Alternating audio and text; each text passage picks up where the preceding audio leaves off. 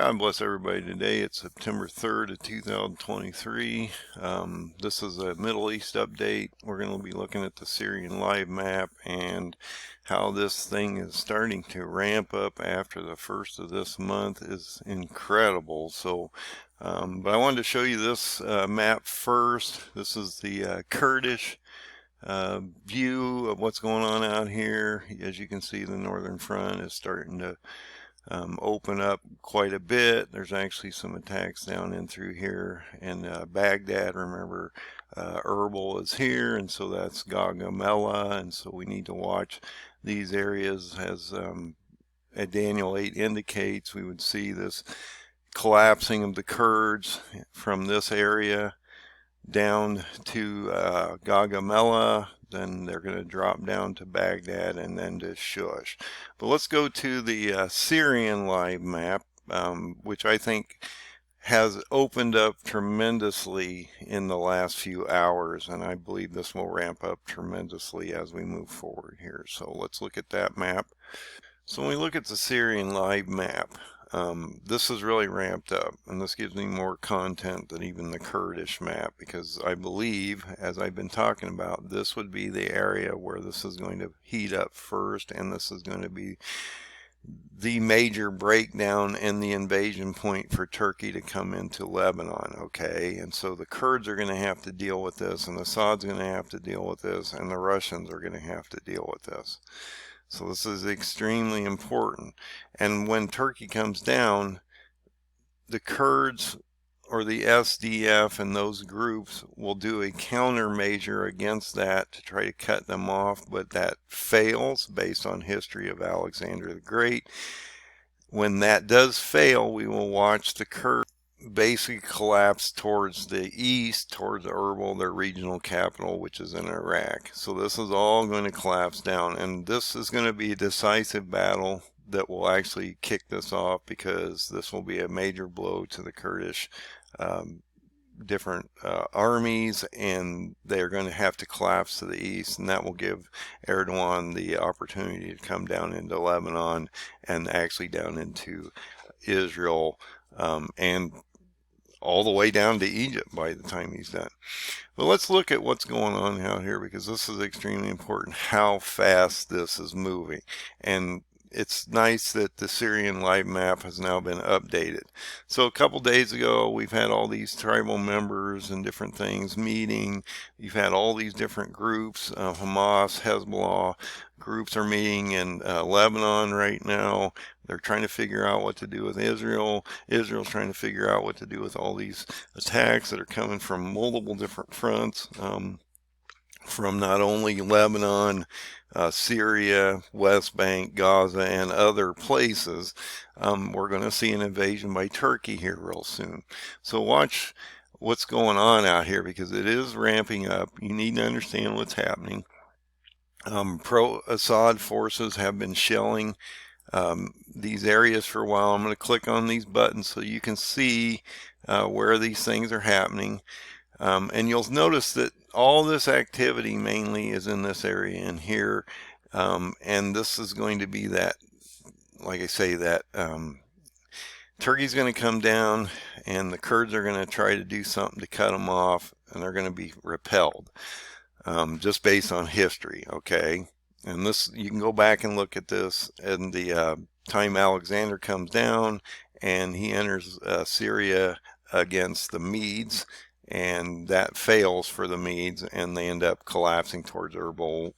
That ends up being a battle towards in Gaugamela, which is Erbil itself in Iraq. So we've seen pro-Assad forces doing a lot of shelling. Now look how many articles are coming out here, because this is getting crazy and it's ramping up quickly.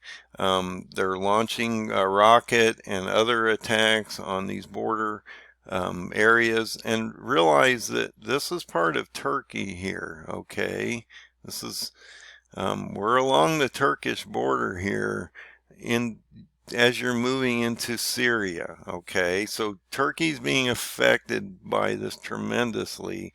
And if you blow this out, you can see some of the demarcation areas of the countries and stuff. So when you get into these areas, we're starting about really affecting Turkey and how that's going to affect Erdogan's decision on what he's going to do as we move forward in the next month and a half. We're also in this mess. We're over here, so there's breakouts over here. And that's important because if you realize what's going to happen as this breaks down, this is going to collapse to the east. But they're going to apply a lot of pressure along this border, which is going to force the Kurds to move east and south towards Baghdad and Erbil. Okay, so this is going to collapse as this breaks down here. The Kurds have nowhere to go down into Syria. Assad's going to be bombarding them and trying to keep them up in the north, and the Kurds are going to have to basically shuffle to the east. Once that happens, then they get into Iraq, into this area here. You're going to see actually massive refugee flows over the Iranian border here, because a lot of these areas along this region here are Kurdistan nations, and so this is going to put a lot of pressure on Iran as we move forward here. But realize that we are in this game. Russia's in this game, Turkey's in this game, multiple different Kurdish factions are in this game, the Arab nomads are in this game. A lot happening on the ground here. So when we go to this next article, a member of the leadership of the Ba'ath Party division was killed in the city. So there's all these assassinations going on right now. You're watching a lot of leadership in the SDF getting assassinated. You're watching drones get dropped on people's cars. You're watching drones hitting strategic areas. You're watching drones killing security leaders and things in certain areas, because some of these areas, it's, regional groups. They're being controlled by certain people, and so these areas and these groups are being targeted and taken out because there's vacuums being formed in all these different areas, and it's happening all over the place. It's not just in a few places. So Assad again is bombing these areas.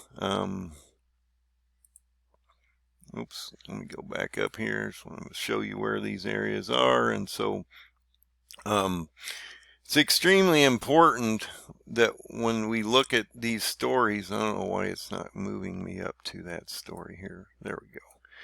So all these areas here are being bombed along these borders. This is going to cause major friction for Turkey as we move forward. And look at how much is moving on this area right now. They're just, within the last few hours, the last 12 hours, we've seen this really, really ramp up. There's demonstrations going on in multiple different areas of these countries. Iraq, they've got multiple demonstrations going on there. There's multiple demonstrations going on in Syria.